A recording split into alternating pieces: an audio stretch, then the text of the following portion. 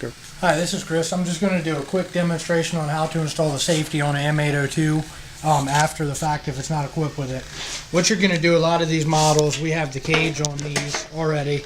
What you're going to need to do is get another person, undo your 3 screws out of the lower unit on the cage, and then have somebody else help you bring the cage down because they're kind of heavy. You don't want to strip these screws. You want to be real careful taking them off. And then what's going to happen, this is a Hobart factory safety.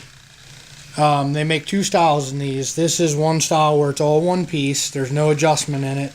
And they also make a style that's got a bolt in the center where it has adjustment and it has up and down adjustment.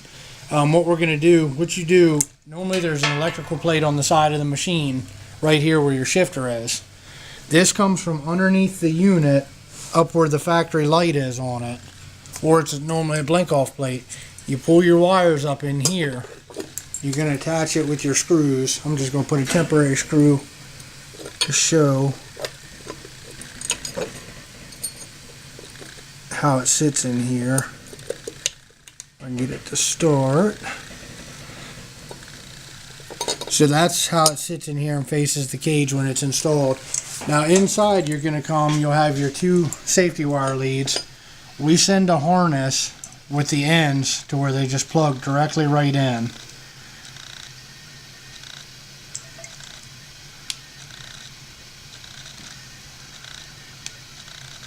Come on, baby.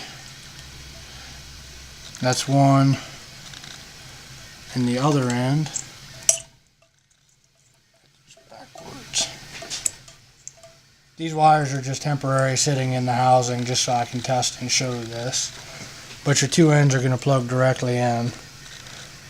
Just like that. So then what you end up with is 2 wires coming off your safety. Now on these mixers, they either fish the electrical wires down through the bottom in this housing or up through the top right here to come to the contactor. So now what you're going to do is come up here up top, and on your coil there's 2 leads. It's the coil, it's underneath your main powers. One has a jumper wire offline 2 to it and then a wire coming back to the switches, or you have a single wire on one side. What you're going to do with our kit, you can pull your single side off. It's got a spade connector. You plug it in to the supplied wire and then you replace your other side with the other lead. And basically what that does is comes from your switch wire through your safety back to your power to make the safety work. And then you're just creating the loop. You're just adding this in line with your switch wire.